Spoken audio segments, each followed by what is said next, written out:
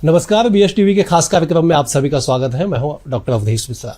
छत्तीसगढ़ एक वो राज्य जो पूरी तरह से प्राकृतिक संसाधनों से परिपूर्ण, ऐसी तासीर जिसे बेहद शांत और अच्छी मानी जाती है।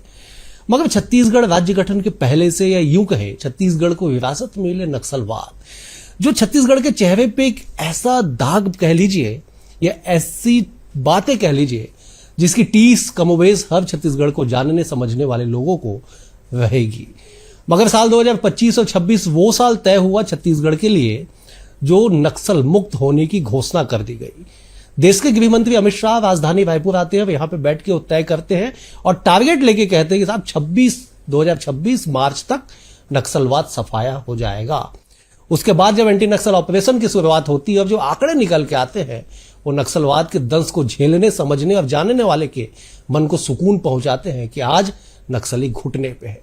हमारे साथ आज इसी गंभीर विषय पे चर्चा करने के लिए प्रदेश के गृह मंत्री उप मुख्यमंत्री विजय शर्मा जी है। सर, आपका बहुत स्वागत है हमारे खास कार्यक्रम में। छत्तीसगढ़ के आप वो गृह मंत्री होंगे जिनकी आंखों के सामने नक्सलवाद का सफाया होगा। संभव कैसे हुआ, जरा ये बताइए। भलाई नियति ने इस समय मुझे चुना है, लेकिन काम सभी करते हैं और सभी ने काम किया है। विशेष रूप से जब नई सरकार अभी छत्तीसगढ़ में माननीय विष्णुदेव साय जी की बनी, इस सरकार के बनने से पहले ही प्रधानमंत्री जी माननीय नरेंद्र मोदी जी जब छत्तीसगढ़ आए थे तो उन्होंने आम सभा में इस बात को कही थी कि हमारी सरकार बनेगी तो नक्सलवाद को समाप्त करेंगे। सरकार बनने के ठीक बाद जनवरी 2024 में माननीय अमित शाह जी आते हैं और आसपास के पूरे ही राज्यों के पुलिस के प्रमुखों के साथ एक मीटिंग करके एक रणनीति उस समय तय होती है। और जनवरी 2024 के उस बैठक के बाद माननीय विष्णुदेव साय जी का, मुख्यमंत्री जी का बड़ा मार्गदर्शन सबको रहा है। और उसके बाद न अधिकारी बदले, न जवान बदले, लेकिन बस्तर के हालात बदल गए। कारण यह था कि सरकार बदल गई थी, सरकार का संकल्प बदल गया था। सरकार का संकल्प यही एक इस विषय पर मैं कहना चाहता हूं। कारण यह है कि जवान तो वही थे, उन जवानों में पराक्रम, उन जवानों में शौर्य तब भी उतना ही था, उनमें साहस तब भी उतना ही था, परंतु सरकार का संकल्प नहीं था। नई सरकार बनने के बाद दोनों ही सरकारों ने, केंद्र और राज्य की दोनों ही सरकारों ने एक ताल में, एक लय में, एक स्वर में नक्सलिज्म के समापन के लिए आह्वान किया। जवानों की भुजाओं की ताकत पर सशस्त्र नक्सलिज्म समापन के कगार पर आया और 2 ही वर्षों में जो आंकड़े सामने आए, चाहे वो पुनर्वास करने वालों के हों, चाहे वो गिरफ्तार होने वालों के हों, चाहे वो न्यूट्रलाइज होने वालों के हों, ये अभूतपूर्व है। इससे पहले कभी इतना नहीं हुआ। आप बस्तर जाते हैं, सड़क मार्ग से आप जाते हैं, अंधेरे में देर रात लौट के आते हैं। अंधेरे मतलब गुप्त अंधेरा रहता है बस्तर में, देर रात लौट के बाई रोड आप आते हैं, वीडियो जारी करते हैं। विपक्ष कहता है कि साहब ये रील है, रियल नहीं है, और उसके बाद रियल तस्वीर जब निकल के आती है तो मुंह बंद हो जाता है। क्यों ऐसा? इस विषय पर तो मैं जरूर ये कहूंगा, लोकतंत्र है, राजनीतिक पार्टियां होती हैं, परस्पर विरोधाभास विषयों पर हो सकता है, परंतु ये ऐसा विषय है जिस पर विरोध इस तरह से करना नहीं चाहिए। पूर्व मुख्यमंत्री भूपेश बघेल जी ने भी नक्सलियों के विरुद्ध ऑपरेशन में एक बार जब नक्सली बहुत सी बड़ी संख्या में 28 की संख्या में न्यूट्रलाइज हुए थे, तब उन्होंने इसका खंडन किया था। उनके खंडन के 2 दिन बाद नक्सलियों ने खुद स्वीकार किया था कि 28 हमारे कॉमरेड शहीद हुए, ऐसा उन्होंने कहा था। क्या रह गया बताएं आप? और फिर इस विषय पर मैं जाता हूं वहां, मैंने अगर किसी बात को कहा कि यहां है तो ये बताने के लिए कि भाई परिस्थितियां बहुत ठीक हो गई हैं, पहले से बहुत बदल गई हैं। और उस समय कोई इस तरह की बात कहते हैं, उनको समझना चाहिए जीरम में क्या हुआ था, वो समझना चाहिए उनके बड़े नेताओं के साथ क्या हुआ था, उनको समझना चाहिए कि उस जांच को वो आज तक पूरा नहीं करा पाए, जिसको जेब में लेकर घूमते थे कभी ना हो पाया पूरा। उनको ये समझना चाहिए कि अगर बस्तर की सुख शांति के लिए जवान, हमारे सशस्त्र बल के जवान काम कर रहे हैं तो उनके मनोबल को गिराना नहीं चाहिए, ये समझना पड़ेगा। कभी गुटा के पहाड़ में ऑपरेशन हो जाता है, पुअर्ती से आगे प्रशासन पहुंच जाती है, आप खुद पहुंच जाते हैं, मोटरसाइकिल से चल के आ जाते हैं। कभी कल्पना, आप भी विपक्ष में आपने लंबी राजनीति की, जब सरकार बीजेपी की रही तो भी आप पदाधिकारी रहे, कभी कल्पना हो पाया था ऐसा कि उस जगह तक फोर्स, प्रशासन या लोग पहुंचेंगे जहां पे सब सोचना भी मुश्किल था? नहीं, मैं अगर कोई मुझसे कहे तो खैर पहले तो चुनाव के पहले दिन बातों की कल्पना भी नहीं थी। इन दायित्वों के बाद भी ऐसा होगा ये मैं नहीं जानता था। हाँ, ये हो रहा है, मैं अपनी आंखों से देख रहा हूं। मैं जो बन पड़ता है वो करता हूं। जो जिस दायित्व के लिए मुझे नियति ने, मेरे संगठन के मुखिया लोगों ने मुझे चुना है, मैं प्राणपण से उस पर लगा रहता हूं। इतना ही। मैं कल ही परसों ही मैं नंबी में था। नंबी मतलब वो करेगोटलू का पहाड़ी ही है, वो उसी की तलहटी, वो उसी का बेस है जहां पर नंबी है। बड़ा सुंदर जलप्रपात है। नंबी वो स्थान है जहां सबसे लंबा धरना ग्रामीणों ने हमारे कैंप के विरुद्ध किया था। आज कैंप के डॉक्टर ही उनके आधार हैं। आज जब मैं वहां गया था तो सारे लोगों ने मिलकर के बड़ी ही शिद्दत से ये कहा कि बहुत अच्छा हो गया, काफी बदल गया है वहां पर सब कुछ, और काम करने की जरूरत है। मैं नहीं यही कह रहा हूं कि नहीं हो, ये बच गया, वो मैं नहीं कह रहा हूं कि सब कुछ हो गया, और सब कुछ तो होता भी नहीं, कभी बचा होता, बहुत बदल गया, मैं ये कह रहा हूं। उससे ठीक एक दिन पहले मैं दुलेड़ गया था, वह भी वैसा ही स्थान है। सिलगेर या पुअर्ती तो छोड़ दे, मैं रायगुड़ेम तक होकर आया हूं। रायगुड़ेम के उस पार फिर छत्तीसगढ़ की सीमा समाप्त हो जाती। तो इन सारे ही स्थानों पर होकर आया हूं। बड़ा परिवर्तन मैंने बस्तर के जनमानस में देखा है। ऐसा नहीं कि इंडिया नक्सल ऑपरेशन को लेकर काम नहीं हुए पहले, लेकिन उस बीहड़ के लोगों को राजधानी की चकाचौंध में ला के विधानसभा भवन घुमाना, मॉल घुमाना, नया रायपुर दिखाना, ये परिकल्पना कैसे? क्या ये स्ट्रेटेजी था कि लोगों का विश्वास ऐसे भी डेवलप किया जा सकता है? इससे भी पहले जो आप घटना कह रहे हैं, उससे भी पहले हम लोगों ने बस्तर में माओवाद के दंश के कारण दिव्यांग हो चुके लोगों को दिल्ली ले जाकर के दिल्ली के सामने ये बात रखवाई थी। उस समय बड़ी संख्या में जो आईडी ब्लास्ट से दिव्यांग हो गए, उनके चाकू खंजर से, उनके गोली मारने से दिव्यांग हो गए, वो जब दिल्ली गए थे, उन्होंने जंतर मंतर में अपनी बात रखी थी। उन्होंने कॉन्स्टिट्यूशन क्लब ऑफ इंडिया में पूरे भारत के बड़ी मीडिया के सामने अपना विषय रखा था। उन्होंने जाकर के राष्ट्रपति जी से मुलाकात की थी।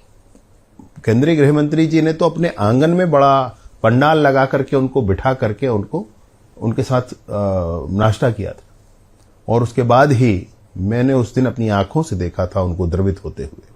लौह पुरुष जैसे काम है उनके, लेकिन मैंने अपनी आंखों से देखा था वो कैसे द्रवित हुए थे उस दिन। और तुरंत ही उन्होंने उस बैठक के उस भोजन नाश्ते के तुरंत बाद मीटिंग बुलाई थी। मैं था उस समय वहीं पर। उन्होंने अपने टीम की मीटिंग बुलाई और अपने टीम की मीटिंग में जो निर्णय किया, बाद में मैं उससे अवगत हुआ। तो वो जो समय था, उस साईवार में हमेशा जीता करते थे ये नक्सली। जब बस्तर के नक्सल पीड़ित खुद जाकर के जब उन्होंने कहा, तो सारे साईवार के आयाम ध्वस्त हो गए उनके। उसके बाद वो बच्चे जो कभी जगदलपुर नहीं आए थे, रायपुर नहीं आए थे, वो रायपुर आकर देखते हैं। जब उनसे संवाद होता है तो 25 साल का लड़का भी टीवी नहीं देखा होता। अब मुझे ये बताएं आप कि उनके संस्कृति के नाम पर क्या अजायब घर बनाकर रखना चाहता है कोई बस्तर में? ये पूरी ही कार्यवाही का एक बड़ा हिस्सा है। जो परिणाम आज नक्सलिज्म के संदर्भ में आप देख रहे हैं, वो एक किसी सिंगल विषय पर नहीं हुआ है, एक आयाम पर नहीं, अनेक आयामों पर काम करने पर यह परिणाम आया है। एक आयाम वह भी था कि वो देख लें कि उनके प्रदेश की राजधानी कैसी है। जेएनयू का नाम भूल गया। हाँ, जेएनयू भी गए थे। जहां मतलब आप समझ सकते हैं क्या होता था। जेएनयू गए। जेएनयू में इन लोगों ने नारे लगाए कि माओवाद की कब्र खुदेगी जेएनयू की धरती में, और नक्सलवाद की चिता जलेगी जेएनयू की धरती में। ये नारे लगाए गए थे। क्या इम्पैक्ट उसका हुआ जेएनयू की? मैं खास बात, जेएनयू में जब ये टीम जा रही थी तो जेएनयू के गेट पर रोक दिया गया था। प्रशासन ने, वहां के स्थानीय प्रशासन ने, यूनिवर्सिटी के प्रशासन ने बस उनका अंदर नहीं जाने दिया।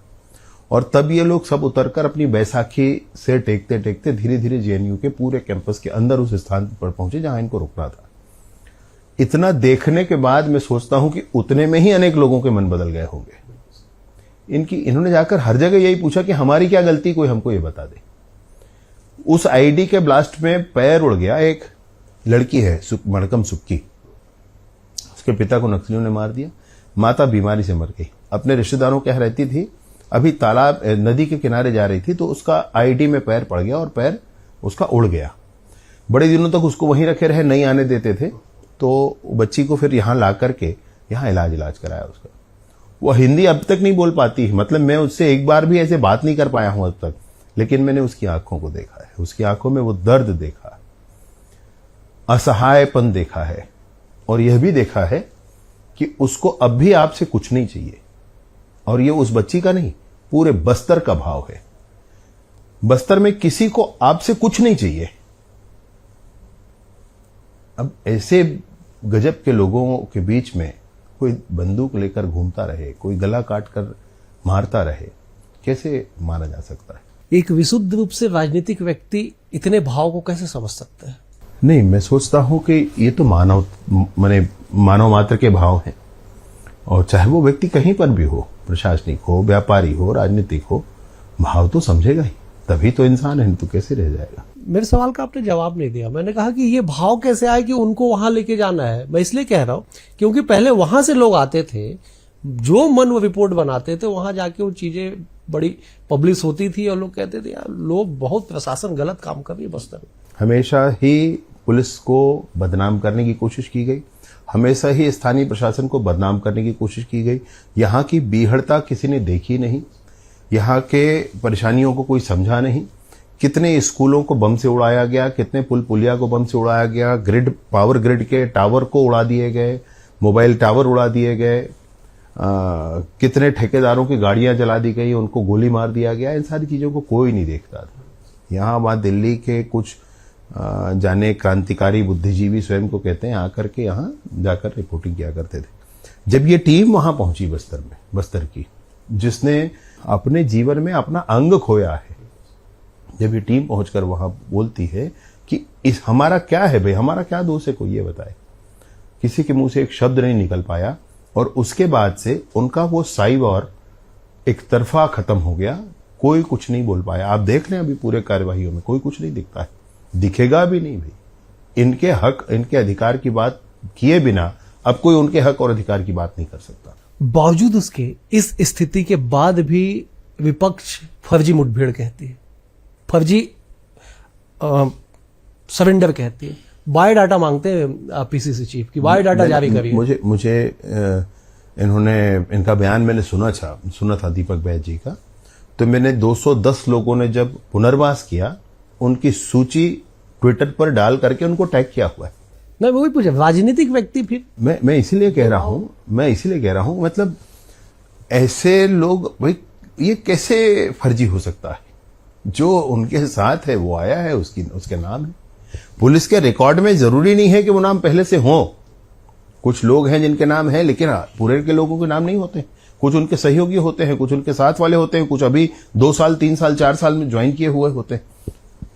210 लोग जो आए हैं उसमें पिछले 3 साल 4 साल के अंतर्गत उनसे मिलकर काम शुरू करने वाले 4 साल के अंदर काम शुरू करने वाले 25-30 लोग हैं, 40 लोग हैं। उनका रिकॉर्ड पुलिस के पास नहीं है।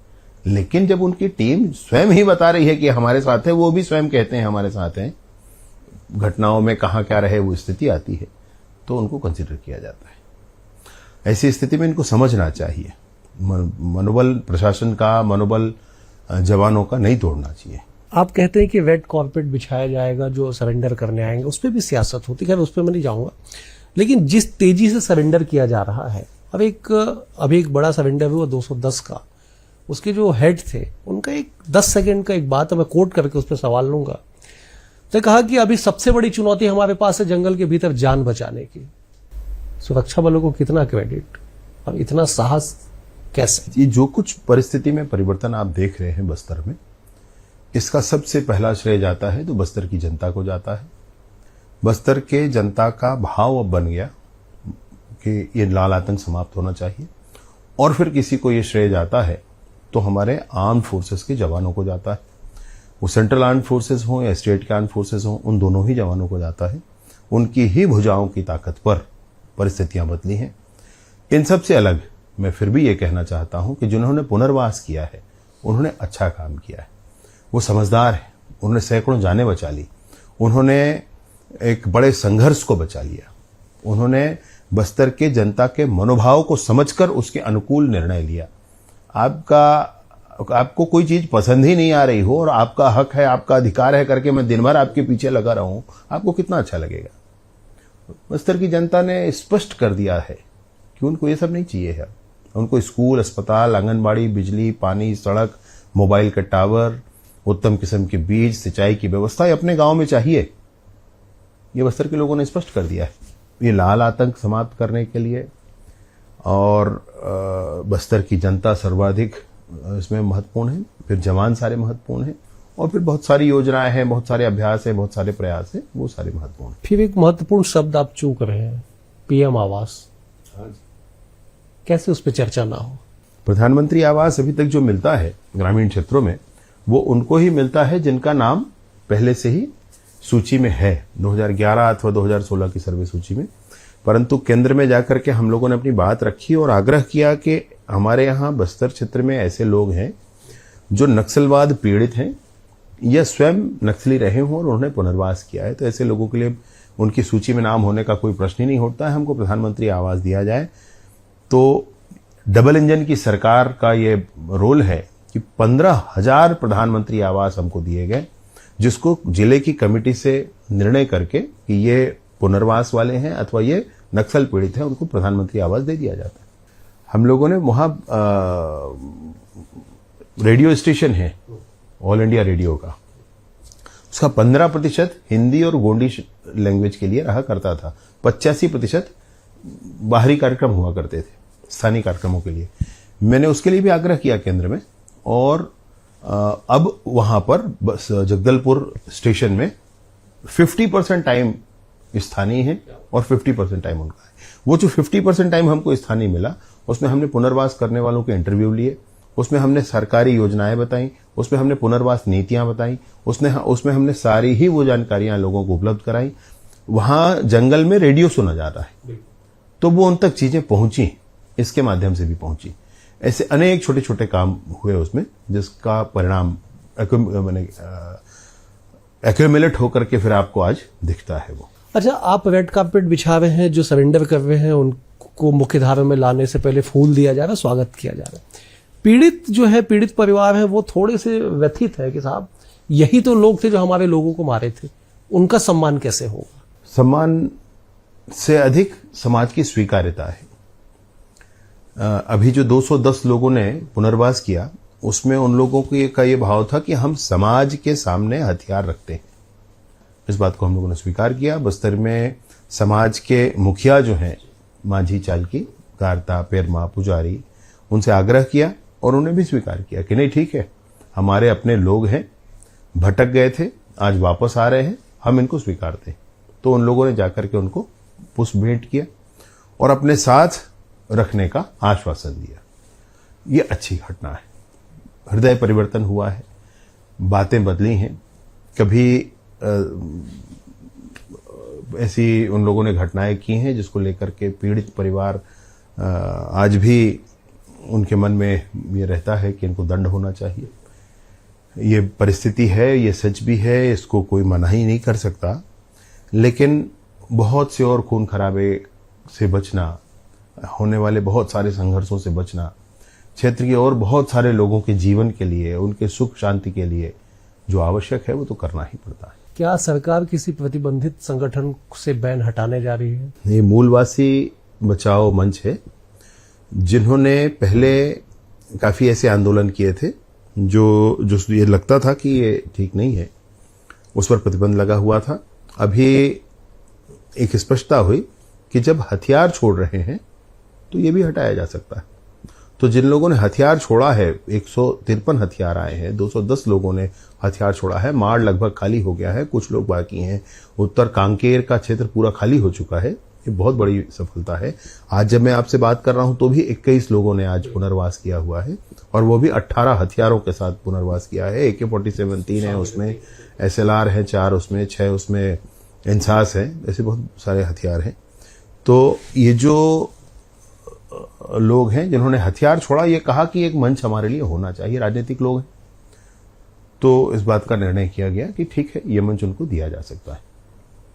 भाई ये है जरूर कि गतिविधियां वैसी नहीं होनी चाहिए, ये इस बात के साथ इस मंच को दिया जा सकता है। वो कहते थे कि पुनर्वास के लिए साहब हम बस्तर से बाहर हमारा पुनर्वास कर दीजिए, लेकिन सरकार बस्तर चुनी है कि बस्तर में पुनर्वास अलग अलग जिलों में बहुत सारे जिले चेंज करके आप कर।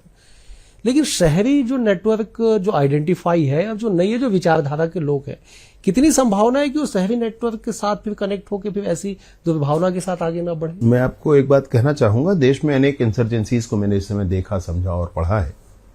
मैं जाकर के मिलकर के भी आया हूं, असम गया था, अन्य स्थानों पर। अनेक स्थानों पर यह होता है कि जो लोग पुनर्वास करते हैं वहां पर सरेंडर करते हैं वो दूसरे लोग, वो लोग कभी उनकी संभावना होती है कि वापस फिर से चले जाते हैं। बस्तर की इस पूरी इंसर्जेंसी में कोई भी बस्तर का व्यक्ति, छत्तीसगढ़ का व्यक्ति जिसने एक बार पुनर्वास किया वो कभी पलट कर नहीं गया। एक उदाहरण आज तक नहीं मिलता है। कोई व्यक्ति जो वहां सशस्त्र रहता था, अगर उसने पुनर्वास किया, एक हफ्ते में आप उसको अपना बॉडीगार्ड बना लीजिए, वो उतने ही ईमानदारी के साथ रहेंगे। ये पूर्ण विश्वास है मेरा। इसलिए आप कह रहे हैं, तकनीकी तौर पर उचित कह रहे हैं, लेकिन विश्वास इस बात का है कि ऐसा नहीं होगा। क्या यही विश्वास है कि बस्तर आज सुखमय आगे बढ़ रहा है? अब बिल्कुल मैं कह रहा हूं आपसे, बस्तर के लोगों में मने गजब की पवित्रता है, गजब की पवित्रता है। और इसीलिए बड़ी स्पष्टता है कि आज तक एक बार भी कोई पलटकर वापस नहीं गया। जिसने कह दिया सो कह दिया, ऐसा है। वो भगवान राम के मुख्य लोग तो वही हैं, मुझे बिल्कुल लगता है। अच्छा, एक सवाल ये आ रहा है कि साहब बस्तर इसलिए भी आप लोग खाली करा रहे हैं क्योंकि कुछ उद्योगपतियों को सौंप देंगे, ये नैरेटिव बन रहा है या केवल राजनीति है? झारखंड में तो माइंस हैं, उत्तर प्रदेश में माइंस हैं, मध्य प्रदेश के अनेक स्थानों पर माइंस हैं, दक्षिण भारत में माइंस हैं, तो वहां क्या कर लिया, समझने की बात है। जंगल का विषय है तो अमेजन में जंगल है, उत्तराखंड में जंगल है, हिमाचल में जंगल है। तो जंगल क्या, वहां पर तो कम्युनिस्ट ये नहीं है, नक्सली नहीं है, तो फिर जंगल बचा हुआ कैसे बचा हुआ है? ये सारे ही भ्रामक बातें हैं, समझना चाहिए। जिसको कुछ ना मिल पाए वो ऐसा करता है। कहावत है, सूत ना कपास जुलाहों से लठालठी। बस्तर पंडूम, बस्तर ओलंपिक, ये कैसे स्टार्ट हुआ और इसका इम्पैक्ट आप क्या देखते हैं? बस्तर जाते जाते मुझे बहुत सारे युवाओं से मिलते ये बात समझ में आई कि बस्तर के नौजवानों के मन में दो बातें होती, स्पोर्ट्स होता है और कल्चर होता है। स्पोर्ट्स आधारित कोई चीज होनी चाहिए, उस पर भी इसी कमरे में, इसी स्थान पर जहां मैं आपसे बात कर रहा हूं, यहीं पर चर्चा सबसे पहले हुई थी और मुझे लगा था कि ये होना चाहिए। और उसमें बस्तर के वो लोग जो नक्सलवाद से पीड़ित रहे हैं, उन पीड़ितों का भी स्पोर्ट्स हो, जिन्होंने पुनर्वास कर लिया, ऐसे पुराने नक्सलियों का भी स्पोर्ट्स हो और बस्तर के युवाओं का भी स्पोर्ट्स हो। बस्तर ओलंपिक उसमें हुआ, 1,65,000 में लोगों ने पिछली बार इसमें पंजीयन कराया था। इस बार 4 लाख लोगों का पंजीयन हो चुका है और कल इसकी शुरुआत अबूझमाड़ के कच्चापाल में हुआ है। अबूझमाड़ में से शुरुआत हुई और जो समर्पित नक्सली वो पार्टिसिपेट कर, वो सारे पार्टिसिपेट कर रहे हैं। तो ये एक बड़ा ही सुखद विषय था। ऐसे ही कल्चरल के विषय में तो बड़ी जागृति है उनके मन में और बहुत वृहद, बहुत रिच कल्चर है। उनके आभूषण, उनके परिधान, उनके खाद्य, उनके पेय, गीत, वाद्यंत्र, संगीत, यानी गजब है, श्रृंखला है पूरी। तो उन और विविधताएं हैं सारे ही। अनेक समाजों में मारिया, मुड़िया, उसमें दोरला, भतरा, इन सारे ही लोगों के बीच में बहुत विविधताएं। उन सारे बातों को एक स्थान पर ले आना, ये बस्तर पंडुम हुआ। पंडुम मतलब कार्निवाल, त्योहार हुआ, तो ये बस्तर पंडुम हुआ। यह भी उनके उन सारी ही प्रतिभाओं को बढ़ाने के लिए है। माननीय अमित शाह जी ने पिछली बार कहा है कि इस बार जब बस्तर पंडुम होगा तो हमारे देश में विभिन्न देशों के जो राजदूत हैं वो सारे राजदूत को यहाँ बुलाएंगे हम। बड़ा ही होने वाला है। बस्तर ओलंपिक चल ही रहा है, वह भी बड़ा भव्य होने वाला है। बस्तर की जो पहचान होनी चाहिए खेल में, बस्तर की पहचान जो होनी चाहिए संस्कृति में, वो दोनों ही बातें इस बातों के साथ आगे बढ़ रही हैं। अच्छा, एक बड़ा ये सवाल है कि साहब आपने धोखा दिया नक्सलियों को। आपने कहा कि गूगल फॉर्म पे आप जानकारी दीजिए, वीडियो कॉल पे बात करूंगा। आप बात करने खुद पहुंच गए आप उनके पास।